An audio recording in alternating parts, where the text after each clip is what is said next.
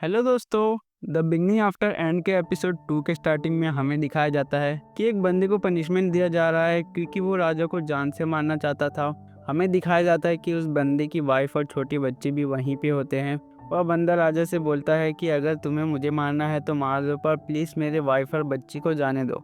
वह बंदा राजा से बहुत बार उसकी फैमिली को छोड़ने को बोलता है, पर राजा तभी उसकी वाइफ और बच्ची को मार देता है। सीन शिफ्ट होता है, हमें आर्थर और उसके पापा दिखाए जाते हैं। आर्थर अब थोड़ा बड़ा हो गया है। आर्थर के पापा आर्थर को अपना मैजिकल ग्लव्स देते हैं प्रैक्टिस करने को, पर आर्थर मना कर देता है और एक लकड़ी की स्वॉर्ड दिखाता है अपने पापा को। फिर दोनों स्वॉर्ड फाइट करने की ट्रेनिंग स्टार्ट कर देते हैं। जहाँ पे आर्थर के पापा के पास लकड़ी होती है, वो आर्थर को अपनी लकड़ी में जादू का इस्तेमाल करके दिखाते हैं। फिर आर्थर एक ही बार में अपने स्वॉर्ड में मैजिक भर लेता है और एक ही अटैक के साथ अपने पापा की लकड़ी को तोड़ देता है और अपने पापा से बोलता है कि आपको मेरा परफॉर्मेंस कैसा लगा। सीन शिफ्ट होता है, रेनल एलिस से पूछता है कि अब हमें आर्थर के लिए एक टीचर रख लेना चाहिए, पर एलिस कहती है कि मुझे ये मंजूर नहीं, तुमने तो कहा था कि तुम इसे सिखाओगे। फिर रेनल बोलता है कि हाँ मैंने बोला था, पर आर्थर का टैलेंट बहुत अच्छा है। वह सिर्फ 4 साल का होने के बावजूद माना कंट्रोल कर सकता है और किसी भी चीज़ को काट सकता है।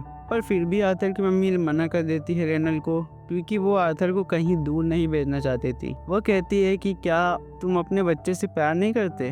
रेनल बोलता है कि ये आर्थर का फ्यूचर के लिए है। दोनों में ऐसे ही बहस हो रहा होता है कि तभी आर्थर बोलता है कि क्यों ना आप लोग भी मेरे साथ चले। फिर दोनों चौंक जाते हैं और आर्थर को जीनियस बोलने लगते हैं। वो दोनों बोलते हैं कि हमें तो सोने जैसा बेटा मिला है और प्रिपरेशन चालू कर देते हैं जाने की। फिर हमें दिखाया जाता है कुछ नए कैरेक्टर्स जो कि रेनल के दोस्त होते हैं। आर्थर उन्हें अपने आप को इंट्रोड्यूस करता है। वे सब ट्विन हॉर्न पार्टी के मेंबर, जिसमें रेनल और एलिस भी कभी मेंबर्स हुआ करते थे। हमें सबका नाम बताया जाता है। एडम क्रंच, एंजेला रोज। ये लड़की तो आर्थर को अपने गोद में उठा लेती है, जिसके वजह से आर्थर को सांस लेने में दिक्कत हो रही होती है। फिर एक खट्टा खट्टा इंसान उसे नीचे उतारता है और उसका नाम डर्डन वॉल्कर होता है। हमें जैस्मिन फ्लेमवर्स नाम की एक लड़की दिखाई जाती है जो कि आर्थर को घूर घूर के देख रही थी। और लास्ट मेंबर हेलेन शार्ड।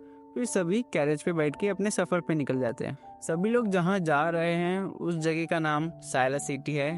फिर तभी अचानक से बहुत सारे वॉल्स आ जाते हैं, पर सभी मिल के उन सभी वॉल्स को आसानी से हरा देते हैं। रात हो जाती है, वो सब डिनर कर रहे होते हैं। रेनल को हल्का सा चोट लगा होता है तो एलिस इसको हील करती है क्योंकि उसके पास हीलिंग मैजिक है। एडम रेनल को बोलता है कि तुम सभी रेस्ट करो, मुझे आर्थर से थोड़ा काम है। हम देखते हैं कि एडम आर्थर से फाइट करना चाहता था। सभी फाइट देख रहे थे और फाइट स्टार्ट हो जाती है। हम देखते हैं आर्थर तो बहुत ही फास्ट है, वो एडम को बराबर की टक्कर दे रहा है।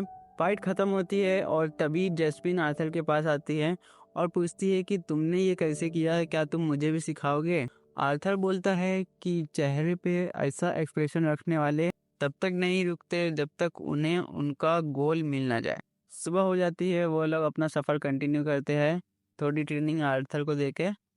दिन बीतते हैं और फिर हमें दिखाया जाता है कि आर्थर का बर्थडे है आज और जैस्मिन उसे एक डैगर गिफ्ट करती है उसे सिखाने के लिए। जैस्मिन अब आर्थर से खुल के बात करने लगी है। आर्थर देखता है कि एलिस को कुछ तो हुआ है। आर्थर के पूछने पर एलिस बोलती है कि वो ठीक है। सब सफ़र पे निकल जाते हैं।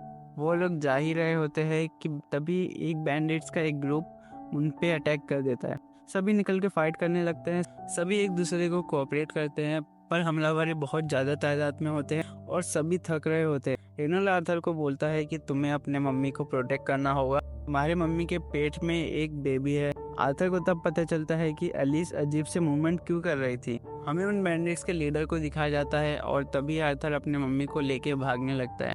रेनल लीडर से फाइट करने जाता है और आर्थर को सभी कवर देने लगते हैं ताकि वो भाग सके।